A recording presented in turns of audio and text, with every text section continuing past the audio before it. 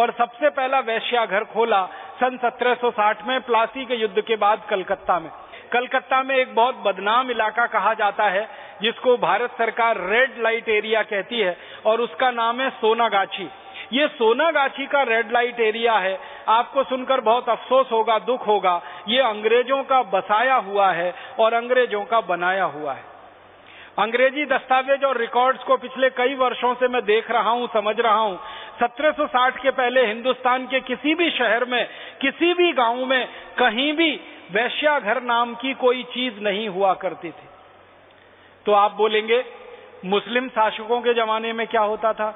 जब मुगल सम्राट इस देश में होते थे, मुगल शासक इस देश में होते थे, मुस्लिम धर्म को मानने वाले शासक होते थे, तब क्या होता था? मुस्लिम शासकों के जमाने में 700 साल तक इस देश में एक भी वेश्यालय नहीं बना, एक भी वेश्याघर नहीं बना। कुछ एक दो मुस्लिम शासकों ने, जो अपवाद माने जाते हैं, जिनको उनके धर्म वाले भी गालियां देते हैं, एक गलत काम शुरू किया था। माताओं बहन बेटियों को घरों में से उठा लेना और जबरदस्ती उनको एक महल में रखना। उस महल का नाम हरम होता था। उस हरम में मुस्लिम शासक अपने आमोद प्रमोद के लिए, समय गुजारने के लिए माताओं बहन बेटियों का नाच वगैरह कराया करते थे। तो ये कुछ मुस्लिम शासकों ने किया, लेकिन वेश्याघर और वेश्यालय इस हिंदुस्तान में कभी नहीं बना। आप बोलेंगे पुराने जमाने में तो हमारे देश में हमने इतिहास में पढ़ा है, कुछ उपन्यास भी पढ़े हैं। हो सकता है आपने एक उपन्यास पढ़ा हो अपने जीवन में, वैशाली की नगर वधू। ये सम्राट अशोक के जमाने की बात है, चंद्रगुप्त विक्रमादित्य चंद्रगुप्त मौर्य के जमाने की बात है कि नगर वधू हुआ करती थी। हाँ, उस जमाने में नगर वधू हुआ करती थी, लेकिन उसका काम वेश्या के काम से बिल्कुल अलग होता था। नगर वधू जो होती थी वो पूरे नगर की बड़ी सम्मान और इज्जत वाली कोई महिला और बहन हुआ करती थी, और नगर वधू के शरीर को कोई भी पुरुष चाहे तो अपनी वासना का शिकार नहीं बना सकता था, और नियम और कानून ऐसे थे कि नगर वधू के शरीर को कोई छू भी नहीं सकता था।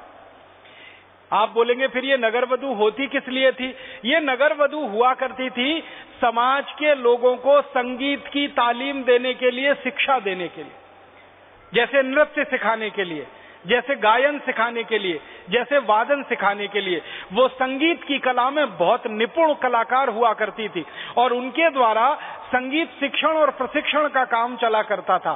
सम्राट अशोक के जमाने में, सम्राट चंद्रगुप्त के जमाने में, सम्राट हर्षवर्धन के जमाने में, सम्राट चंद्रगुप्त विक्रमादित्य के जमाने में, जितने भी भारत में चक्रवर्ती सम्राट रहे हैं, इनके जमाने में जो नगर वधुएं हुआ करती थी वो संगीत का शिक्षण और प्रशिक्षण देने वाली उच्च इज्जतदार, बहुत रौबदार महिलाएं हुआ करती थी।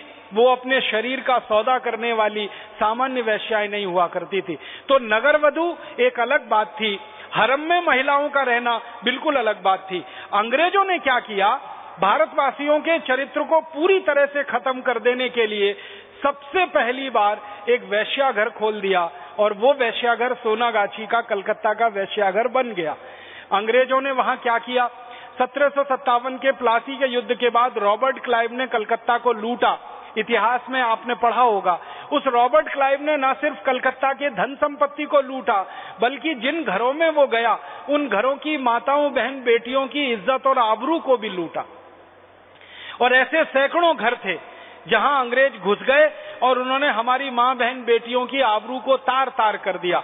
फिर उन मां बहन बेटियों का समाज में कोई रखवाला नहीं रहा, घर वालों ने उनको निकाल दिया, समाज ने उनको तिरस्कृत कर दिया और अंग्रेजों ने उनकी इज्जत से खिलवाड़ किया। तो ऐसी मां बहन बेटियों को पकड़ पकड़ के अंग्रेजों ने वेश्या बना दिया, और नियमित रूप से उनके वेश्याघर में अंग्रेज सैनिक अपनी वासना की शांति के लिए, अपनी भूख की शांति के लिए, शरीर वासना की शांति के लिए जाया करते थे। और धीरे धीरे ये वेश्याघर कलकत्ता से आगे बढ़ के हिंदुस्तान के अलग अलग नगरों में फैलते चले गए।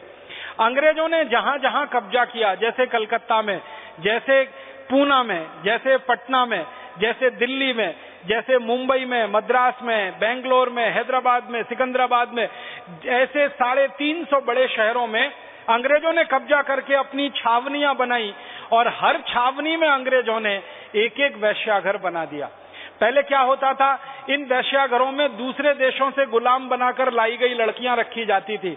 फिर भारत की मां बहन बेटियों की जिनकी इज्जत अंग्रेज तार तार करते थे, उनको रखवाना शुरू किया और धीरे धीरे ये काम बढ़ता गया।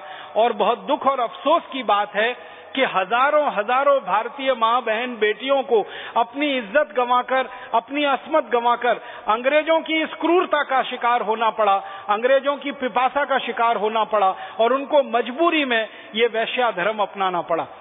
परिणाम उसका क्या हुआ, ऐसी वैश्याओं की संख्या बढ़ती चली गई और वैश्या घरों की संख्या भी बढ़ती चली गई।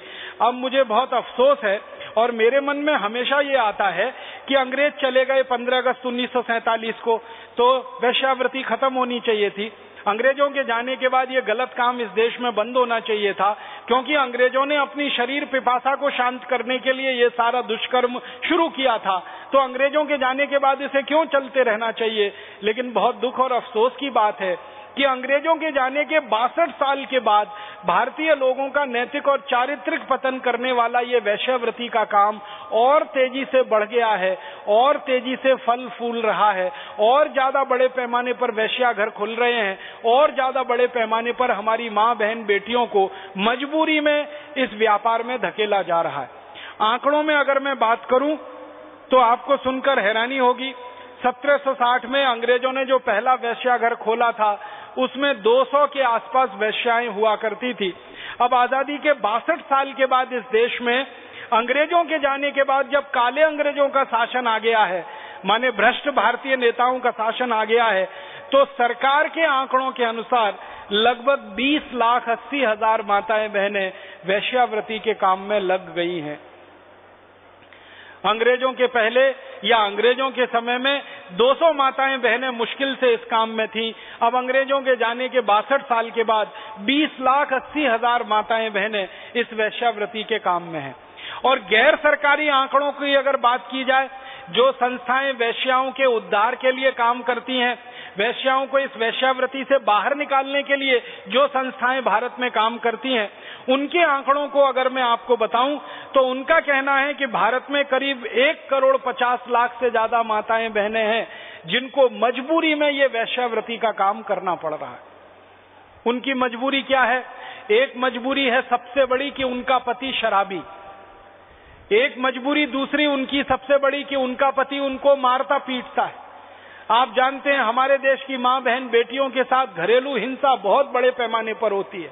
पति अगर शराबी हो जाए तो पत्नी को पीटता है और इतना पीटता है कि पत्नी घर छोड़कर भागने के लिए विवश हो जाती है। और ज्यादातर माताएं बहनें पत्नी के रूप में जो घर छोड़कर भागने को विवश हो जाती हैं, वो जाने अनजाने किसी वैश्या घर में पहुंच जाती हैं।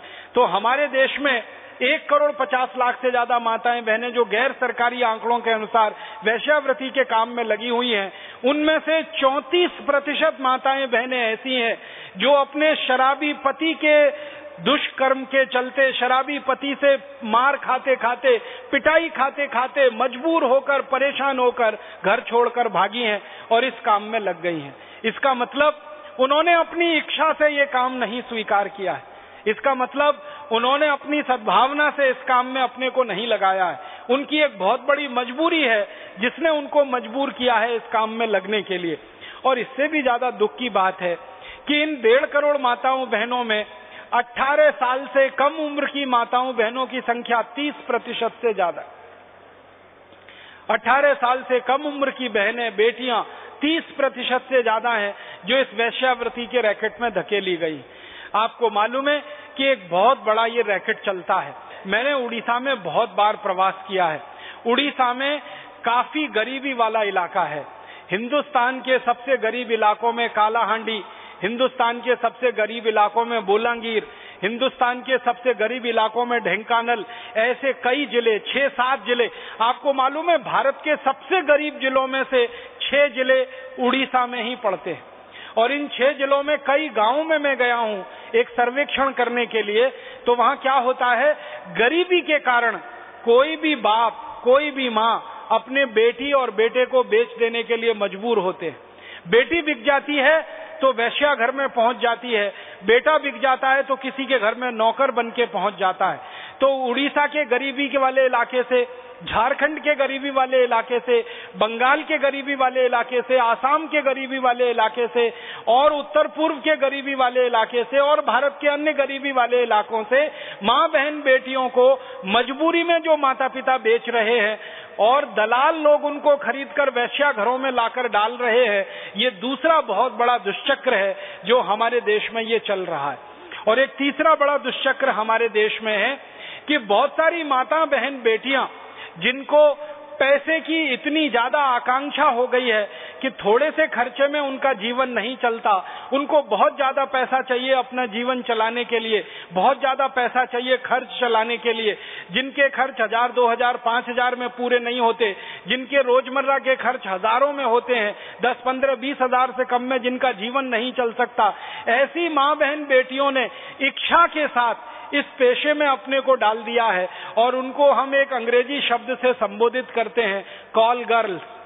ये कॉल गर्ल्स वो बेटियां हैं, वो बहनें हैं जो अपनी इच्छा से इस बिजनेस में आई हैं और पैसे के लिए मात्र अपने शरीर की नुमाइश करके अपने शरीर को बेचकर इस काम में लगी हुई हैं। तो 3 स्तर पर यह दुष्कर्म हमारे देश में चल रहा है और इसने भारत के करोड़ों लोगों की नैतिकता को और चरित्र को तार तार कर दिया है।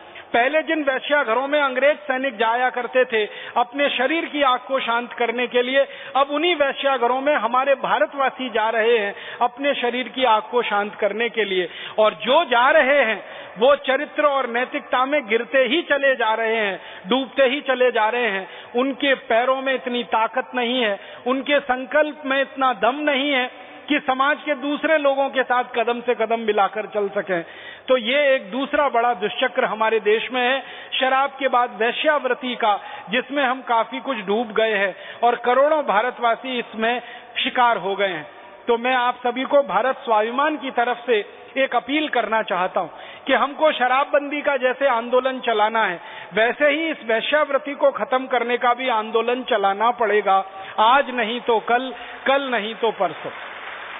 जैसे शराब में डूबे हुए 20-22 करोड़ भारतवासियों को हम निकालना चाहते हैं और उनको उच्च चरित्र और उच्च नैतिकता देना चाहते हैं, वैसे ही इस वैश्यावृत्ति के घृणित काम में डूबी हुई बहन बेटियों को निकालना है और इस घृणित काम में लगे हुए भाइयों को भी इसमें से बाहर निकालना है। और इसके लिए बहुत बड़े पैमाने पर कमर कस के पूरी ताकत से लगना पड़ेगा। तो आप सभी भारत स्वाभिमान के शिक्षकों से, कार्यकर्ताओं से, सेनानियों से मैं निवेदन करना चाहता हूं कि अपने जीवन के सामने एक दूसरा उच्च आदर्श और रखें। पहला आदर्श आपने रखा है व्यसन मुक्त हिंदुस्तान बनाना, व्यसन मुक्त भारत बनाना, व्यसन मुक्त भारतीय समाज बनाना। तो दूसरा वासना मुक्त भारत बनाना, वासना मुक्त भारतीय समाज बनाना, ये भी दूसरा बड़ा आदर्श हमें रखना पड़ेगा। तभी जाकर कोई बड़ी सामाजिक क्रांति हम कर पाएंगे। आर्थिक क्रांति करना बहुत आसान काम है, राजनीतिक क्रांति करना भी बहुत आसान काम है, लेकिन सामाजिक क्रांति करना, नैतिक क्रांति करना, चारित्रिक क्रांति करना बहुत मुश्किल काम होता है, बहुत ऊंचा काम होता है। इसको करने वाले भी बिरले होते हैं और करने वाले भी संख्या में बहुत कम होते हैं। तो आप सभी से मेरी विनम्र प्रार्थना है, निवेदन है कि आप इस वासना से डूबे हुए भारत के भाइयों को और इस वासना के कीचड़ में लिपटी हुई हमारी बहन, मां बहन बेटियों को जल्दी से जल्दी निकालने के लिए कमर कस के अपने अपने स्थानीय स्तर पर अभियान चलाएं और इस अभियान को एक सार्थक और सफल परिणाम तक पहुंचाएं। एक तीसरी और आखिरी बात आपसे मैं और कहना चाहता हूं। अंग्रेजों ने हमको चारित्रिक रूप से और नैतिक रूप से गिराने के लिए जो बहुत सारे काम किए, उनमें से एक काम और किया, अश्लीलता को इस देश में अंग्रेजों ने बहुत फैलाया और बहुत बढ़ावा दिया। हर क्षेत्र में अश्लीलता को उन्होंने फैलाया और बढ़ावा दिया। मां बहन बेटियों के शरीर को विद्रूप तरीके से प्रदर्शित करके अंग्रेजों ने इस देश में एक ऐसी परंपरा डाल दी जो अब हमारे गले की फांस बन गई है और एक गले की हड्डी जैसी हो गई है। इस अश्लीलता को अंग्रेजों ने जन्म दिया अपने स्वार्थ के लिए, और उनका स्वार्थ बहुत स्पष्ट है, जो मैंने आपसे पहले ही कहा कि अंग्रेज चाहते थे कि भारतीय लोगों का नैतिक रूप से पतन हो, आध्यात्मिक चारित्रिक रूप से पतन हो, तभी भारतवासी अंग्रेजों के गुलाम हो पाएंगे। तो उन्होंने अश्लीलता को बढ़ावा देना शुरू किया, जुआबाजी को बढ़ावा देना शुरू किया। जुआ की संस्था इस देश में अंग्रेजों के जमाने में शुरू हुई और अश्लीलता फैलाने का काम भी अंग्रेजों के जमाने में शुरू हुआ। अंग्रेजों के जमाने से बढ़ते बढ़ते ये 1947 तक काफी बड़े पैमाने पर फैला। अब हमारा ऐसा